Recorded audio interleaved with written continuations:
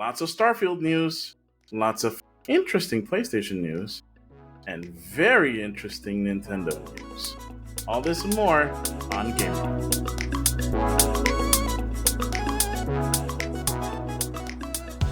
Hello, Game Rivals! Oh, it's time for that weekly, bi-weekly goodness. It's time for another episode of Game Rivals. I'm your host, Maximilian X, and as always, I am bringing you the latest news in video gaming, at least for the past couple of weeks. I got a lot to go through. I'm going to try to get through them as quickly as possible so that you can enjoy all this saucy news. I got a lot to talk about. We got a lot of Starfield news. We got a lot of PlayStation related news. And we got some juicy rumors. And you know me, I'm usually not about the rumors, but these actually have some credibility to them. So I'm actually willing to get into it. But let's start off with some very, very crazy and unprecedented news, which is tangentially related to gaming, specifically a posting of gameplay for summary and review purposes, or even heck, let's play purposes. So, a man in Japan was recently found guilty of uploading gameplay videos and summary videos of anime, uh, and he was sentenced to 2 years in prison with a fine of 1 million yen, which comes to about a little under $7,000. Um, he was actually sentenced to 5 years, but like I think it says suspended 5 years, so he has to spend at least 2 years in prison and pay the fine. So this man in question was a 53-year-old man named Shinobu Yoshida, who was convicted of violating copyright law after uploading the video without publisher permission. This is the first conviction of its kind in Japan, according to Asahi Shimbun, which is a Japanese newspaper. He uploaded gameplay of visual novel Steins Gate, My Darling in Praise, and summarizing episodes of Steins Gate and Spy Family, the anime specifically. Monetizing the videos, meaning to earn revenue from them, is what violated the Japanese law that prohibits making video from copyrighted material, according to Japanese anti-piracy group Content Overseas Distribution Association, aka CODA. This kinda is all right. So let's quickly go through it. So you know how you have copyright laws all over the world, and if you like play more than 7 seconds of a song on YouTube, you'll get copyright strike. Unless you like remove that particular song or replace it with something else or mute it, or face the wrath of YouTube. Yeah, this that's not how that works in Japan. So apparently, this is way more. Their copyright laws are way more draconian, and I already knew about this from like watching other YouTubers specifically from Japan and like talking about stuff. And like if you like, especially if you watch any kind of like Western anime-tubers or manga tubers, um, they'll how do I say this? They'll have like they'll do their best to like mask the content so that you can still follow along, or they'll use timestamps so that you can follow along. But they will either super obscure the content, just in case it gets flagged in Japan for them using it to like monetize their, for monetization purposes. Um, and usually they don't go after like usually the most they can do when it comes to Western creators is copyright strikes. Like they'll copyright strike like the video or in worst cases the channel. And that's no bueno, right? At least with video games, I don't think the same has happened before, but it's usually like the anime and manga community on YouTube that has had this ire. And of course, if the people on Twitch who like live stream like freaking anime and think they can get away with it. No, they also get like strikes on their channel without. That's even worse because there they don't even know like why they get the strikes. It's very hard to figure out why you get a strike, but if you're doing something you're not supposed to, you can pretty much figure out why they did it.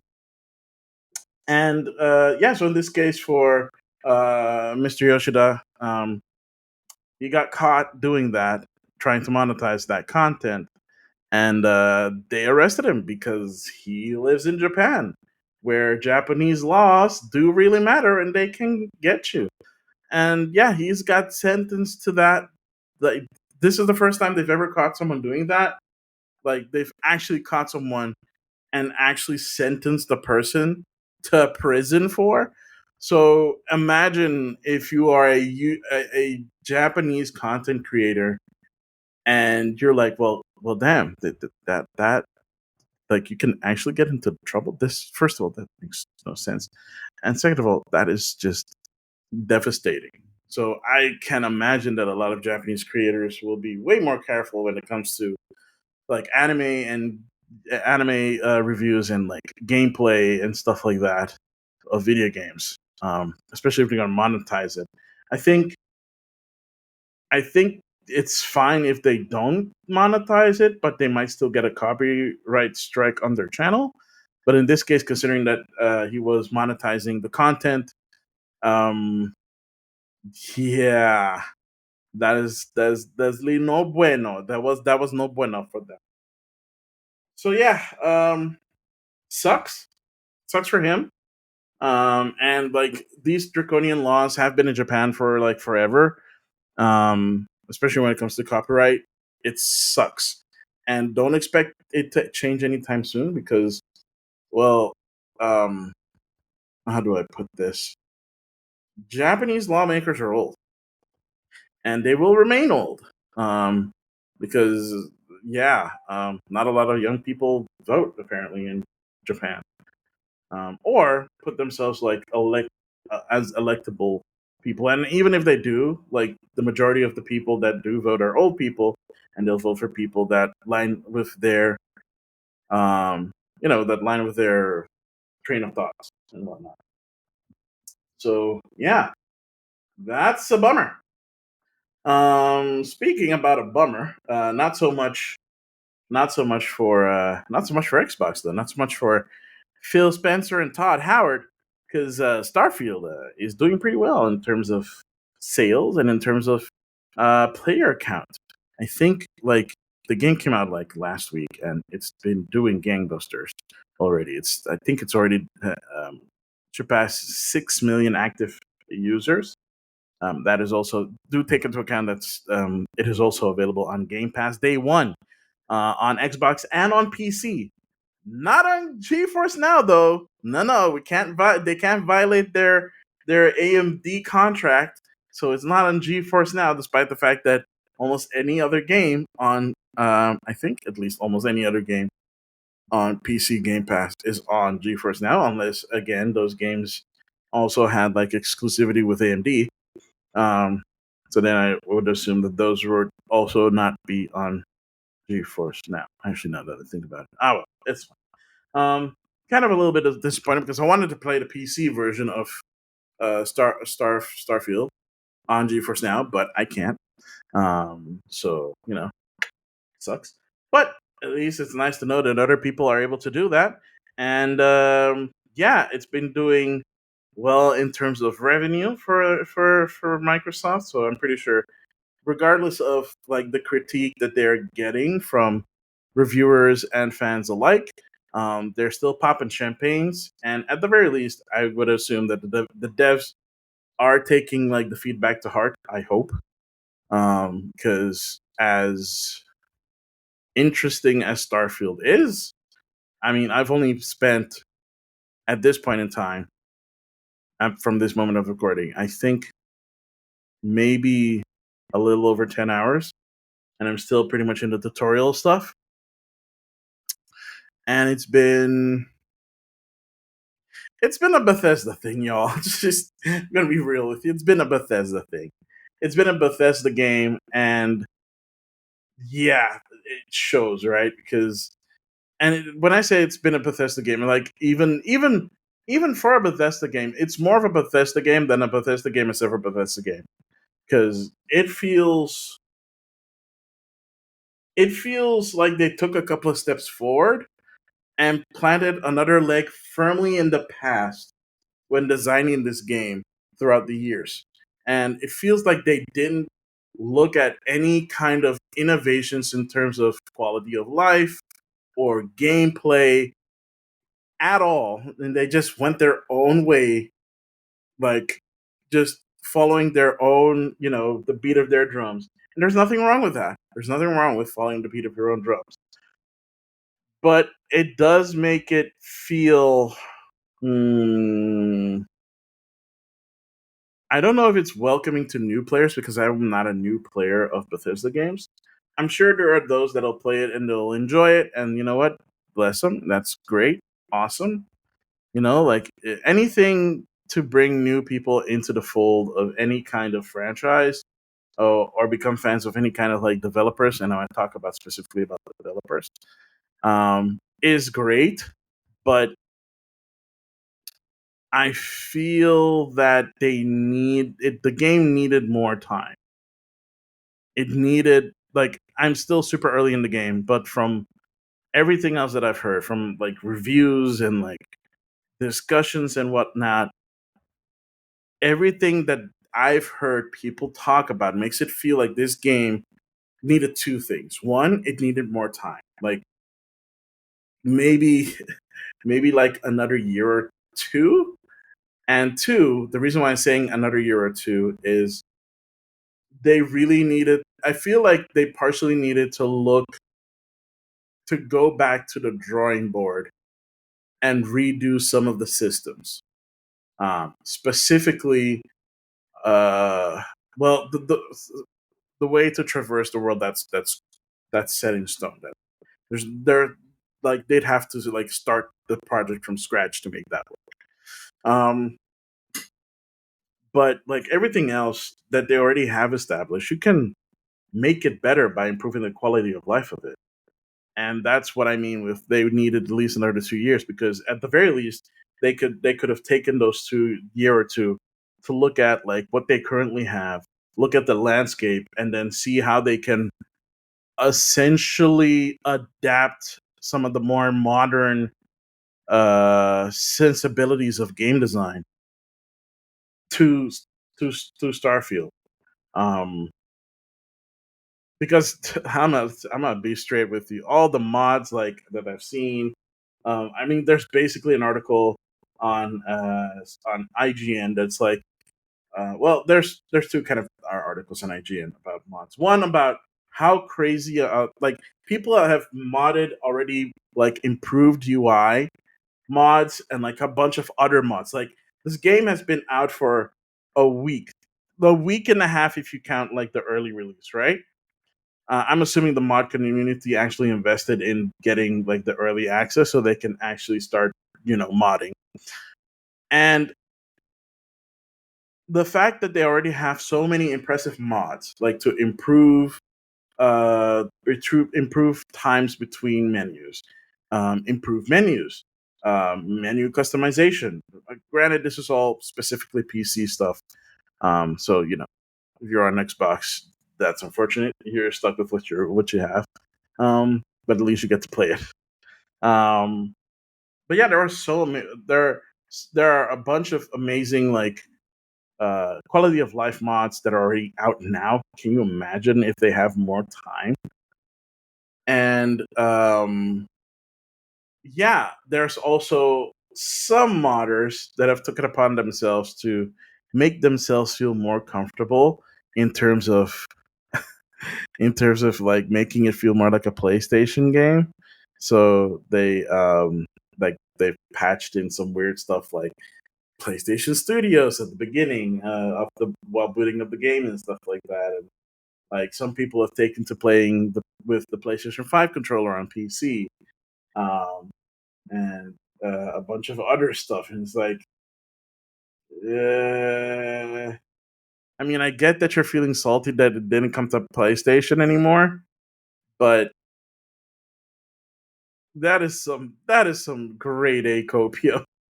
That is some grade A copium right there. I'm like, God, even like, gosh, that's weird. That's weird and awkward. That's super weird and awkward.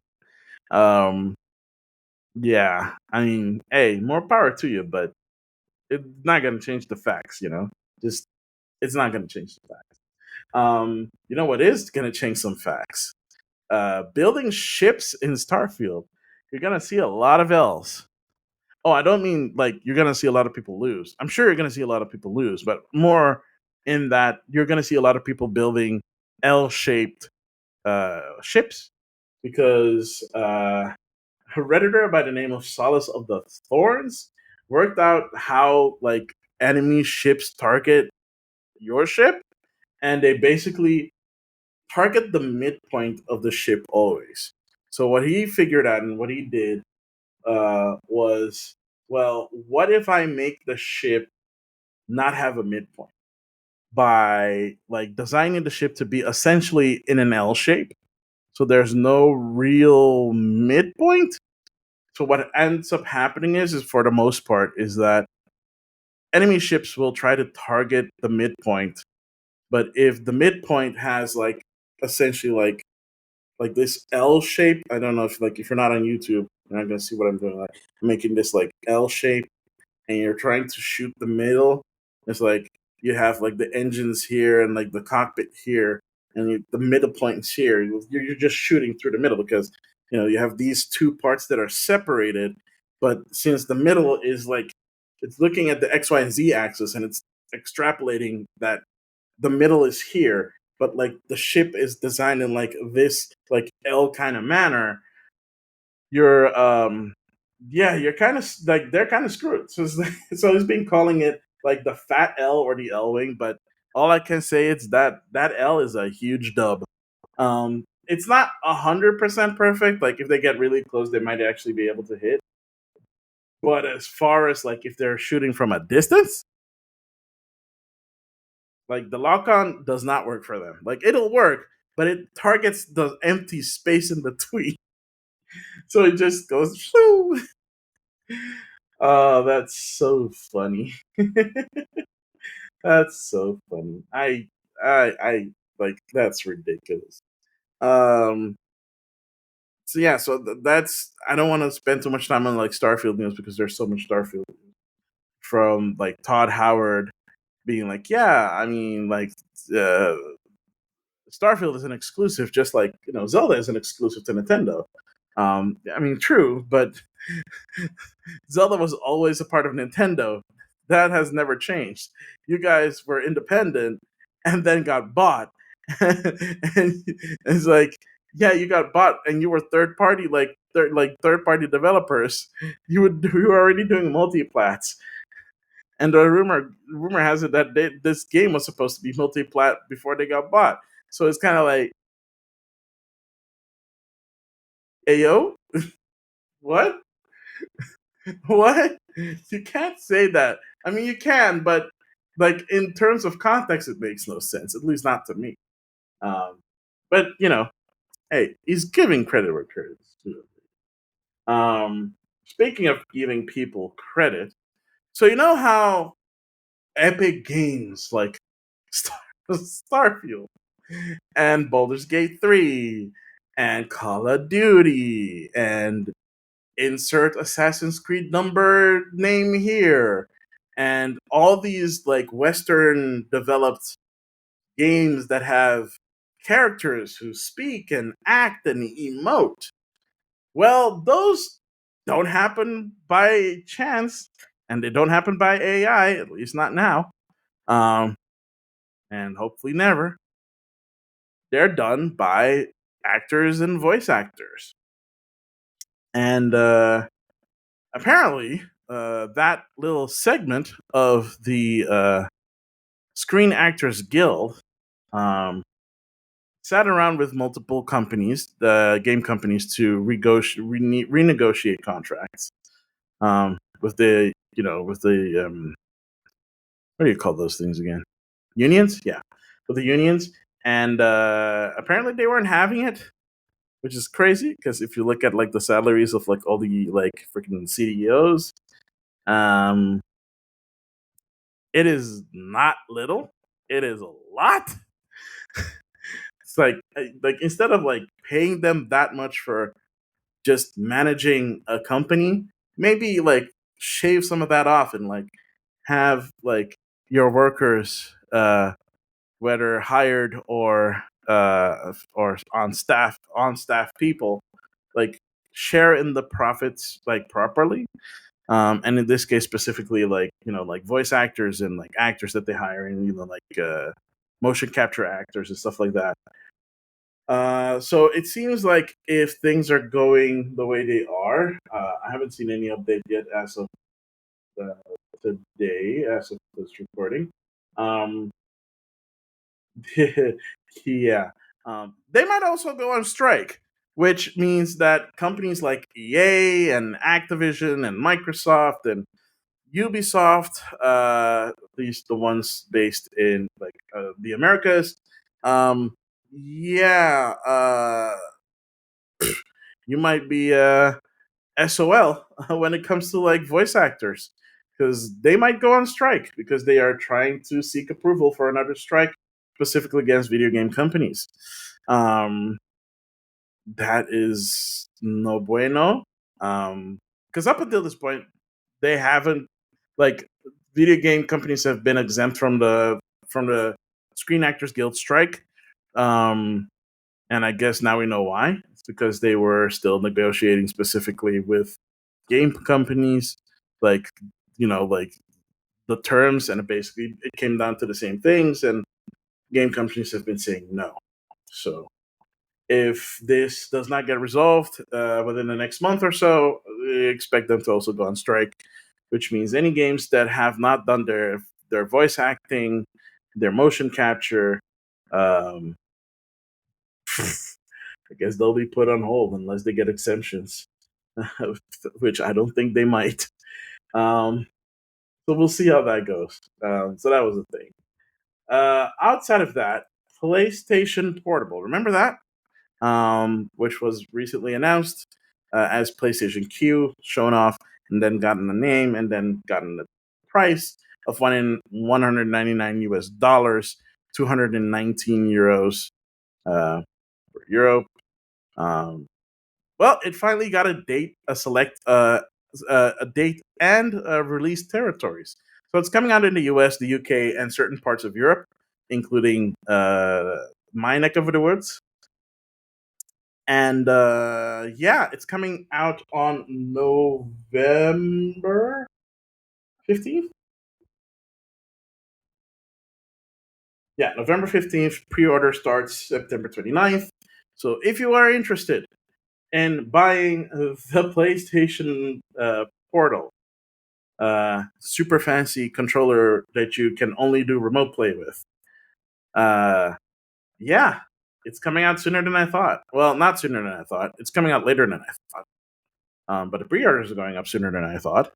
Um, So there's that. So if you're looking forward to that, you'll be able to pre-order that from the PlayStation website on the 23rd of September. With with it going on sale November 15th.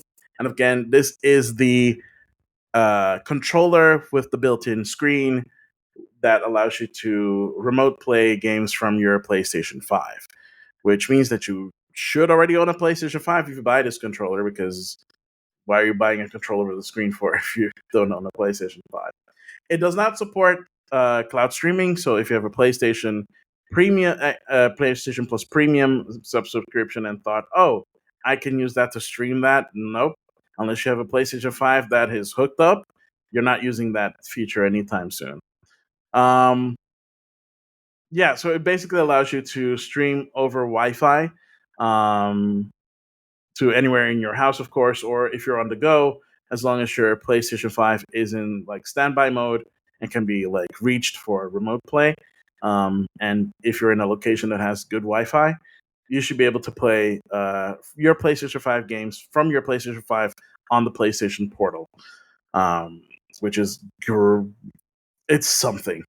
You can already do that with your phone, or if you have a computer, you can install the Remote Play app and do that, and just connect like a PlayStation 5 controller and have pretty much the same effect. The only difference is the Portal is native 1080p, um, and the screen is a 1080p screen. So I guess like they say that it's a better experience than doing it over like another device because it's a bespoke device. Then I really hope that's the case, because paying $200 for something like that and it's giving you the same experience as on mobile, nah, that ain't it. I guess we'll see. I guess we'll see in November. If there's someone out there that like I know will get it and like is willing to have like some kind of review, or at least first impressions, I would like to hear that. Because I don't have a PlayStation 5, and even if I did, I would not get it. Now we go to rumor territories for the last bit. So, first rumor, and I think even though it's a rumor, it's kind of a little bit obvious that it would do this, because Tokyo Game Show is just around the corner, ladies and gentlemen. And of course, all the major players are going to be active in this. So, of course, with something like that coming up, they want to get the public that isn't able to attend something like Tokyo Game Show to get a little bit more excited about their games and their platforms and what games they might expect on their platforms. So, this rumor, which I'm pretty sure will pan out just fine, is that there is a state of play rumored for this month, which I feel like it's a rumor, yes, and it could still not happen. Like, it could still not happen, but they've done it before, so I would assume they'd do it again. So this is going to be probably a state of play that comes out um before like Tokyo Game Show goes off, and I think it's the last week of September, um or it's like this coming weekend. Sorry, so that's actually really close. Um, and like they're gonna talk about some games, some updates. They're probably gonna talk about Final Fantasy 16, because Final Fantasy 16 has been confirmed in getting two new DLCs, and the official PC port is also on its way. And they're probably going to talk about a bunch of stuff. Also about the price increase, which I actually almost missed talking about.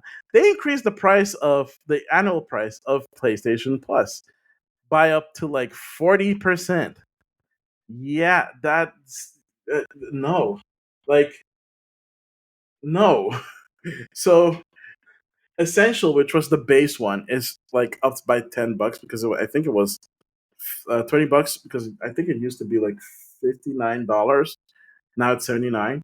And the extra went from 99 to 134.99, and the premium went from I think $120 to 159. That is insane. That is actually insane. I don't know where they get off to do this, but apparently the rumor has it that there is something that they're going to announce during this state of play that will justify, in quotes, the price hike. I don't think there's anything that could justify the price hike, because they promised PlayStation 2 games for the premium tier, and they still haven't done it. So yeah, um, maybe like offer stuff that you promised beforehand before you do a price hike. Right. So at least in terms of PlayStation rumors, that is it so far, until at least until Tokyo Game Show comes out, and until this state of play may or may not happen. Speaking of stuff that may or may not happen, there also may or may not be a Nintendo Direct coming out soon. There have been massive leaks, which basically confirmed that there is a Nintendo Direct on its way. I have not looked this up because you know me, I'd rather do a live react on my Twitch channel, twitch.tv/maximilian_x, um, to stuff like that, and can have a genuine reaction to it. So I haven't looked at those. And there have been YouTube channels that have been very specific in like, oh, like, be very careful that you don't accidentally stumble upon these leaks, because it seems like these are legit. Um, what also seems to be legit is another rumor about the Switch successor. I'm just gonna call it that. I don't like the whole Switch 2 thing. Someone did say like I really hope they call it the Super Switch. Uh, like that doesn't sound great, but the Super Nintendo Switch, there is a man. That is a title. That is a name that you can slap your money on and say, "Shut up and take my money." Okay, I don't even know where I was going with that, but it went so it went somewhere. But yeah, so basically, there was during Gamescom last month, behind allegedly, there's a rumor, allegedly behind closed doors by Nintendo, they were inviting developers and select news outlets like journalists to witness a tech demo of the new system.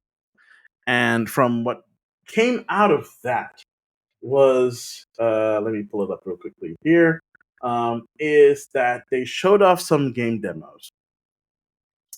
Well, not game demos specifically, but they showed some demos and they talked about the system a little bit, and some key features. But yeah, the big takeaway from it was one, it's still gonna use cartridges. They don't know what kind of cartridges, but it'll still use cartridges. I'm assuming the same kind of cartridges, but with a bigger capacity and hopefully cheaper. At least cheaper production costs because they've been doing this for quite a while, and like it would be crazy if the production cost hasn't gone lower for it. It might not. I don't know. Um, I hope it does because that's ridiculous, and I hope they retain the same size or at least it accepts multiple forms of carts, so that it. Actually, they have to because I think one of the other things is that they did confirm allegedly during this that it is backwards compatible. Allegedly, again, I have to say that a lot during this part because it's still alleged. And that that it is that it ran two specific demos. It ran the Unreal Engine 5 demo of the Matrix demo that you have in the Unreal 5 engine. Um, it ran it with ray tracing and allegedly something that looked a lot like DLSS 3.5. Again, allegedly. And three, and this is probably the most not as interesting, but still very interesting. They had a enhanced version of Breath of the Wild, specifically Breath of the Wild, running on this new kit. Allegedly, again, I can't say like again. This is why I don't really like talking about rumors that is very on like about rumors because you have to be very careful with what you say. But this is big if true because that means that we're getting, at least according to again the rumor reports, that we're getting stuff that looks on par with current gen. Now, if that's true, if they're using some super aggressive upscaling with DLSS, that is plausible. But knowing Nintendo's um, MO when it comes to like developing systems that are affordable, I kind of have to wonder how they're pulling this off if it's true. If they're pulling this off and it's true, then I want to know what kind of chips they're using. I want to know what Nvidia is doing for them because I'm pretty sure I wouldn't be surprised if Nvidia is not working with them on on this new system because they're using the modified Tegra chip in the Switch currently. So it would be weird if they didn't. And if they did, it's not the end of the world because they're using x86 architecture. So even if they were to switch from chip manufacturer, which I doubt because again, the only way you can use DLSS properly, specifically 3.5, is to use an NVIDIA chip. So whatever kind of magic voodoo that they're doing over at NVIDIA, collaborating with Nintendo, it seems to be like actual magic. Um, because I can't imagine because it's still apparently supposed to have a dock and portable mode. which makes sense because people have gotten used to this now by now. I'm really curious what this is going to be like.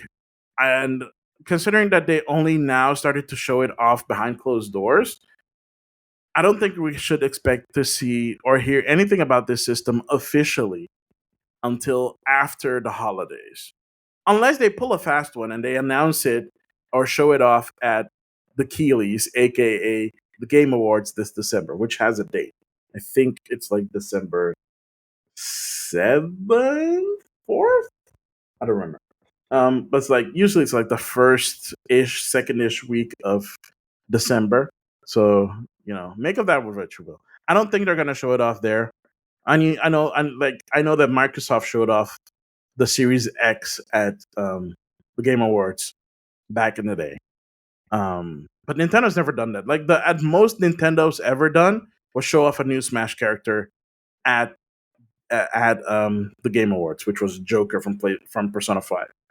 And it still took years for Persona 5 Royal to come to the freaking Switch. Gosh darn it.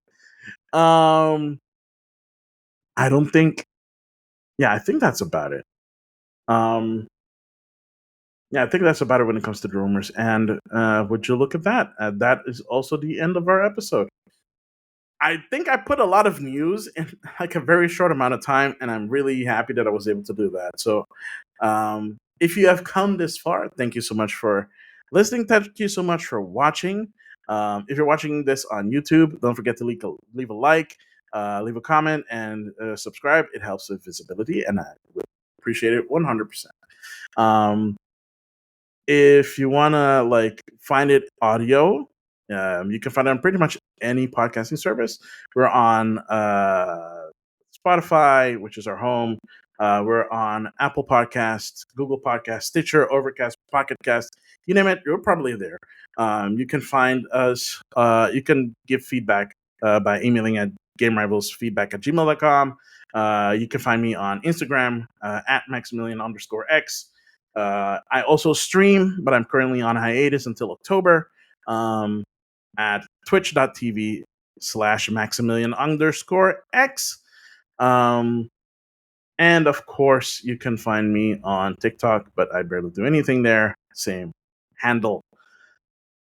That is going to be it. And yeah, thank you so much for watching. Thank you so much for listening. I've been and always will be Maximilian X, and I will see all of you beautiful rivals next time. Later.